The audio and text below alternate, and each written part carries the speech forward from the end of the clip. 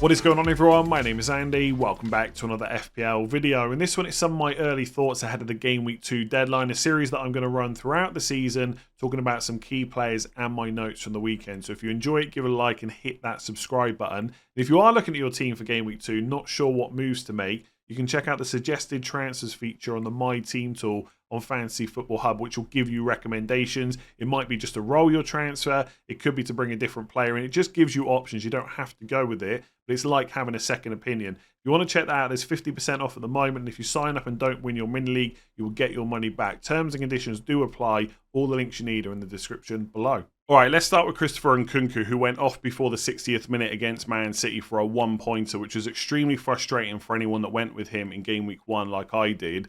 And there was already a bit of a narrative that he was overhyped, so that's now been added to with this substitution.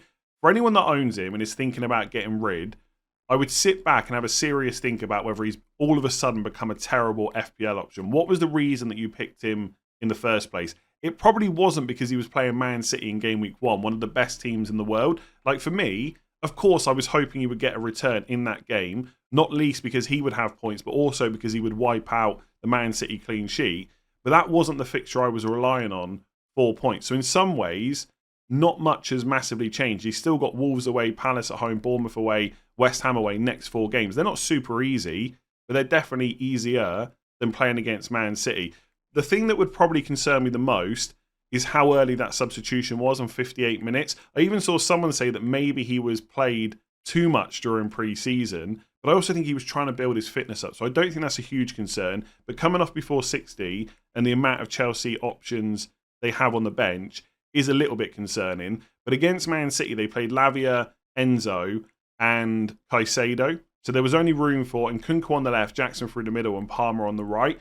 My hope is, against easier teams that aren't Man City, we'll see one of those 3 players drop, Caicedo, Lavia, or Enzo, to have room for another attacker. So something like Neto on the left, Nkunku in the middle, and Palmer on the right, with Jackson through the middle, as long as they're all fit and available. I know a lot of Chelsea fans want Palmer to play centrally, but I don't think he needs to start there. I think he can drift inside and Gusto can overlap. But look, I'm no tactician. I'm not Maresca. I'm sure he will decide. But I think it's just too quick to say that Nkunku's now not great for FPL. I certainly don't think anyone should be buying him. Absolutely right. I think that match against Man City and how early he was subbed is definitely cause for concern. But I think anyone that owns him, surely you give him Game Week 2. The other issue is, if you haven't got money in the bank, where do you even go? Because it's not like so far, and I'm recording this before the Spurs game, that has to be said, there's not a huge amount of 6.5 million midfielders that have set the world alight where you've got to bring them in. Garnacho got an assist. He came very close to a goal as well, but he didn't start. And there's no guarantee he will start in Game Week 2. Maybe one of Kulusevski or Brennan Johnson tonight might pique your interest, but at the moment, there's not a huge amount of 6.5s. There's almost no 6 millions. And then you're going down to the 5.5s like Minter, Smith Rowe, etc. I think you just got to give it more time. So unless you've got the money to go to like an Eze or an Mbeumo, who we're going to talk about in a minute, or something like that, or even up to like a Jota for 7.5, I think you've got to keep him for Game Week 2. It's not worth taking a hit to get rid of him. If he plays against Wolves on the left and comes off before 60 again, I'll be getting rid almost straight away. Probably. I'll reassess next week, but it's much more likely I will get rid of him at that point. But maybe he plays against Wolves, plays really well, gets 70 minutes, 75, scores a couple of goals, and then all of a sudden the picture looks a lot different. I think the general advice I would give after Game Week 1 is try not to react too much. It's really difficult to do. I do it myself as well. But it's not a case of after one match that everything has changed. So yes, wasn't great against Man City. The minutes don't look good either. But going forward, it might be different. Let's at least probably give him Wolves and then reassess after that. So Quansah is someone I'm much more concerned about for FPL. And I think even though it's only been 1 game so far, we can pretty much write him off as an FPL pick. And look, some people are going to be adamant that he will start against Brentford at home. Some people will be adamant that he's definitely not going to. Either way, it doesn't matter. The fact we have to discuss it means there's uncertainty there, and that's not good for FPL. Sometimes you might pick a player with uncertain minutes with high upside, but that's usually an attacker. You don't want to mess around with it for a 4.5 million defender. And look, we knew, or at least I thought, that Konate would come in at some point, either as first choice alongside Van Dijk or just to play in a few different games.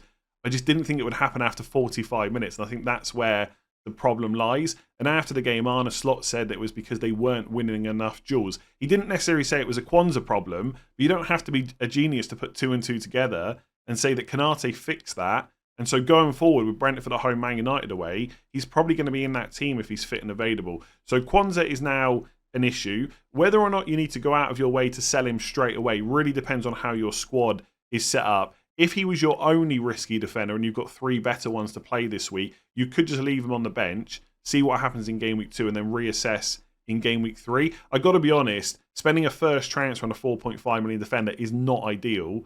And also in game week 3, you'll have 2 transfers and it might be that you can downgrade an attacker and put Quansah up to someone more expensive than 4.5 and just leave your options open. The only thing that I would be slightly concerned about is possible price changes. So this is the price change page on Fantasy Football Hub. It's completely free. I'll use a link in the description. I'll leave a link in the description below. This essentially tells you who's likely to go up in price or down, and price changes can happen every day. If you're new to FPL, basically when a player gets close to plus 100%, they could rise any day. And when a player gets close to minus 100%, they could drop in price. So right now, with Quansah, he's at minus 31%. So he's not likely to drop over the next couple of days, but perhaps as we get closer to the deadline, that could happen. And my worry as an owner with Quansah is if he drops to 4.4 and I've got no money in the bank, unless I downgrade another player, I can't sell him to anyone apart from a 4 million defender. And there's just none of them that I want to bring in. So my early thoughts, like on Monday, are that if he's going to drop in price before the deadline, I'm going to sell him to someone else because I don't want to take that price drop. If he's not, I'm going to keep him and reassess in game week 3 because I might want to upgrade him to someone even more expensive than 4.5. If you are going to sell him, I think the options are...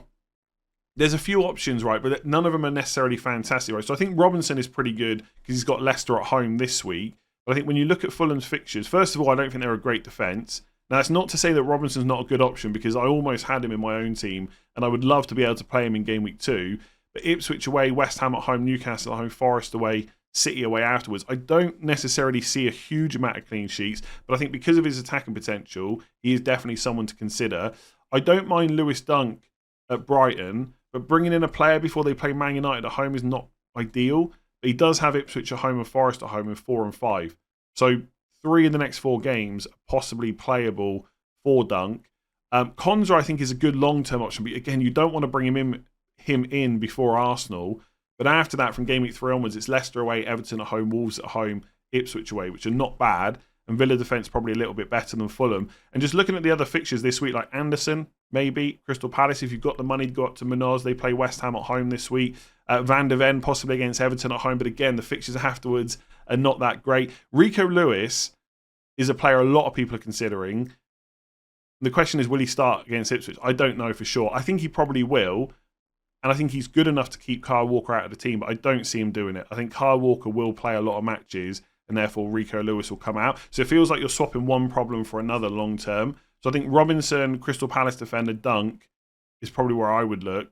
And if you've got someone that you can just play this week instead, do that. But keep an eye on the price changes because if he's going to drop and you don't see yourself freeing up the money to upgrade to a 5.5, 6 million defender, I would just probably make the move, even though it's extremely frustrating to sell a 4.5 million defender so early in the season. So Diogo Jota, where to start with him? First of all, if you went for him in game week 1, fair play. Even though I thought and still think long term there'd be a reduction in his minutes, he was still a clear high upside pick with a good fixture. He was very likely to start, and we got information before the deadline that he was starting. Good choice, right? And yes, I am jealous I've got Bruno Fernandes instead because not only would I have more points with Jota, but also an extra million to spend. But I'll talk about my team later on in the week. The key question really is, should you still bring Jota in if you don't already own? Because if you've got him, of course you're keeping him. Next 4 fixtures, Brentford at home, Man United away, Forest at home, Bournemouth at home. Liverpool will score plenty of goals in those games. And I think it's really encouraging to see that Jota played 78 minutes. I think it's also kind of helpful for his minutes in the short term that Gakpo came on for him and Darwin Núñez didn't get on the pitch at all. Now, I don't think that's a sign of things to come that Darwin Núñez is going to be phased out and not play. I think he needs to build up his fitness. But I think that does mean that Jota starts the next 2. And then if he keeps playing well and Liverpool are performing, it might be a case that Slot doesn't want to change things massively. It might mean that Jota starts to come off a bit earlier as we get to game weeks 4 and 5, but he may keep being in that 11.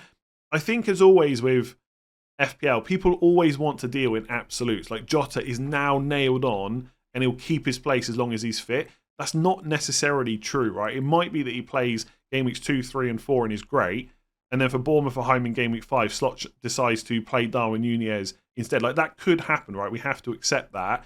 But it doesn't make Jota a bad option right now. And if you've got someone in midfield you're not completely happy with, and you do think you've made a mistake or they're a really bad option long term, you could go for Jota as a short-term option. Because I think Brentford at home is going to be a good fixture, and even Man United away, they will get chances. And then you just have to hope he's still starting from game week 4 onwards. The only thing I'll point out, which I pointed out in pre-season, between game weeks 3 and 4 is an international break, and that does feel like a bit of a reset period where players will have had a chance to build up some fitness. You know, managers who are new as well to the league and the teams will have a chance to work with the players as well. Because bear in mind that players like Darwin, Diaz, Gakpo, they haven't been back as long as Jota in pre-season. So Slot will now have another couple of weeks to work with them. So things could still change, right? That is possible. But I do like Jota. The only thing I would say, I'm not sure people have got many picks in midfield which are bad. Like Eze, even Bruno Fernandes, right? Absolutely, Jota might be good in the next few weeks. But is there a massive need to downgrade him straight away? Probably not. And that is going to be a common theme on content this week, not just from my channel, but everywhere, that you should probably just relax and roll your transfer into game week 3 and reassess. But if you really wanted to bring Jota in this week, I like him as a short-term punt, especially if you've got a squad where most other players are safe and not going to cause you issues outside of injuries. Because if something does happen to Jota, like he picks up an injury himself or he starts to lose a lot of minutes, then you've only got one player to deal with. So I really like him. I'm gutted I didn't start with him. I don't think he's a bad option to bring in. You've just got to be, not cautious, but you've got to accept that his minutes longer term may not be there. So we've got to talk about Bryan Mbeumo, because Ivan Toney wasn't even in the squad for Brentford in game week 1, and that puts Mbeumo next in line for penalties. And I know it's easy to say after he scored, but if we knew that Toney wasn't going to play and that he was likely to leave, I probably would have started with Mbeumo in my game week 1 team, because I think he's that good of an FPL pick. And when Toney was suspended at the start of last season, I did have Mbeumo, and he was great for me because he always starts, he always gets close to 90 minutes, not necessarily every game, but a lot of games he does, and he takes penalties. He's also a really good penalty taker as well, and his open play stats in terms of expected goals, expected assists per 90 are decent as well. We've seen that over previous seasons, so he could be a really good FPL pick. Now, you might turn around and say, well, we knew Toney was leaving, and I think most of us accepted that he was either going to go this season or next season, but for this season, it had kind of quieting down a little bit, and now it looks like he might be off to Saudi Arabia. Now, Thomas Frank before the game said that Toney wasn't in the squad because stuff was going on with him in terms of transfers. After the game, he said it's not close in terms of a deal, but it does look pretty likely that he's going to go. And if that happens, Mbeumo all of a sudden becomes a really good FPL pick, especially considering he's only 7 million. Like, FPL have definitely got it right there by not going to 6.5, because that would have probably been a bit underpriced. I don't think you should rush to bring him in, because the next 4 fixtures are Liverpool away, Southampton at home, City away, and Spurs away. But as a long-term pick from game week 6 onwards, he looks great. I also think in certain situations, he might be worth a transfer in game week 3, because Southampton at home is decent. And for a lot of people, if you've got a deep squad, you might even be able to bench him in game week 4 for that City game. And honestly, having to play him against Spurs away is not really the end of the world. Like, Spurs will probably give up chances. We'll see what their defence is like over Leicester away tonight and then Everton at home next week. But I don't think it's a terrible fixture. And then you've got West Ham at home and Wolves at home. So for me, for example, in my team, if these players keep playing, in game week 4, I've got João Pedro against Ipswich at home, and Rodgers would have Everton at home. So I could just play those two and bench Mbeumo. So I think Mbeumo without Toney suddenly becomes a much better pick. But I think game week 3 is probably where I would look at him. The other reason for game week 3 is you get another week's worth of information, or even a couple of weeks at this point, about whether Toney's going to go. Because the transfer window is still open for another 2 weeks. And some of these deals do go down to the last minute. Because if Toney stays, he's going to play. They're not just going to leave him to rot on the bench, and then he would take penalties. And Mbeumo would still be good, but not as good. So let's keep an eye on it. I don't think there's a rush to bring a player in before Liverpool away. That won't be an easy game. He could go and score, absolutely. He's good enough. And he'd probably be on penalties, like I said. I don't think there's a rush. Game week 3 is where it really starts, and then it will just depend on how you feel about game week 4 City away. So I'm just going to go through some quick notes from the weekend. Some of this I might expand on in videos later on this week, plus any stuff that I've missed. We've got transfer tips tomorrow, game week preview Wednesday, team selection Thursday, final thoughts Friday, and then deadline stream on Saturday. So if you haven't already subscribed, make sure you do so you don't miss any of that. If you're listening on podcast, rate 5 stars and follow. Amad Diallo, 60 minutes just. If he jogged off the pitch any quicker, it would have been a 1-pointer instead of 3. Look, I think this is just a sign of things to come. I think Fernandes, Mount played centrally. Xerxes came on and looked good. I think one of them is going to play that number 9, false 9 position. Rashford on the left. Garnacho has to play. The only other spot is on the right. Amad Diallo is going to come out at some point. If not, he's going to keep getting subbed early and eventually lose his place. So you can't buy him. If you own him, he's only 5 million. Hopefully he's your 8th attacker. If so, it's not a major problem. Maybe just look to bench him in a few games going forward and see what happens in terms of his minutes and stuff like that.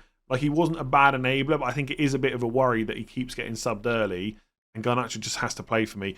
On the flip side, Morgan Rogers at Aston Villa played 90 minutes, played the whole game. That is encouraging. It's worth saying that players like Ramsey are still trying to get back to match fitness or full match fitness, and Ollie Watkins the same. He went off at like 61 minutes. So although it's encouraging right now, again, after that reset, after the international break, Rogers' minutes will probably go down, and also Villa might sign more players. So it's a good sign right now. I don't know about longer term, but if you've got him for game weeks 2 and 3, I would expect him to start and get pretty decent minutes. Arsenal, Liverpool, Man City defences, as expected. Best 3 defences in the league, got clean sheets. Nothing really new to go on here. Arsenal got Villa away this week, so you're probably not buying their defenders. Van Dijk, Trent, decent. Robertson started as well, so Robertson's an alternative to Trent, but Trent is still the most attacking in that team. He picked up a couple of bonus points, finished on 8. The attacking returns will come. And I think in general, Liverpool played pretty well. They weren't massively, they didn't concede a huge amount of chances. It was only Ipswich, I get that. But they've got some good fixtures coming up for a while. So Liverpool defence probably still worth thinking about if you haven't already gone there. And obviously City play Ipswich at home. Vardiol wasn't massively attacking, but he did get forward at some times. So if you're looking to bring in a premium defender, he might not be a bad shout. Long-term minutes, who knows? Right, I've said that all along. Lewis Hall started for Newcastle. Newcastle conceded close to 2xG, but they were down to 10 men for a lot of that game. So we're not quite sure how they're going to defend going forward. And it's good that Lewis Hall started. If you went for him, that's great, right? You can keep starting him until he possibly loses his place. I don't think I would bring him in. They're still trying to get Gay. I know that Cher is suspended now, but he'll be back eventually. And then, Kelly, Byrne, they can all play left back.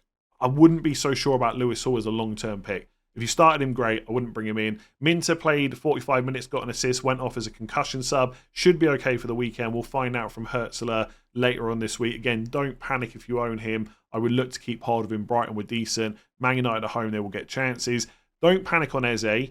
In fact, you shouldn't panic on Eze. You should be a little bit frustrated because the referee after the game told Eze that it was a mistake to rule out his goal. What a free kick that was.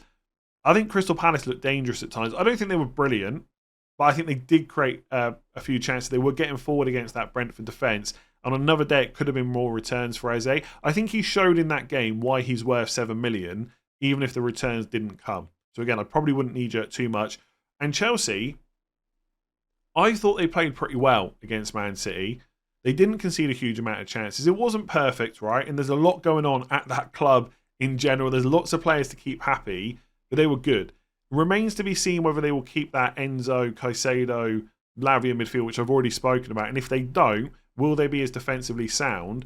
But I think there is potential going forward. And Colwell and Fofana started again, and they're only 4.5 million. Wolves away, Palace at home, Bournemouth away, West Ham away, Brighton at home, Forest at home. There could be some clean sheets in there. So for anyone looking to move off Quansah, a Chelsea defender might be someone else worth considering. The only thing to say, as always, is it was the first game of the season. Can I guarantee you that Colwell and Fofana are now absolutely nailed on and no other centre-backs are going to come in and play? Of course I can. And as always, Chelsea have a lot of players, right? If we look at their lineup here, so Colwell, Fofana, Badia, Sheila, Chalobah's still there, although he might go. Dizazi's there. Tosin as well. There's a lot of options there, but it does look pretty clear that they are the first choice pairing. And Colwell is probably the one that I would go for if I was picking a Chelsea defender, but it just comes with risk. Maybe less risk than Quansah, but there's still a bit there. Let me know anything you think I've missed in the comments below. Give it a like and hit that subscribe button and rate 5 stars on podcasts. If you haven't checked out Fantasy Football Hub, make sure you do. There's 50% off at the moment. And if you sign up and you don't win your mini league, you will get your money back. Terms and conditions apply for that. All the links are in the description below, as well as the ones to check out the price changes, which are free. Otherwise, I will leave it there and catch you again tomorrow for transfer tips. Thanks for watching.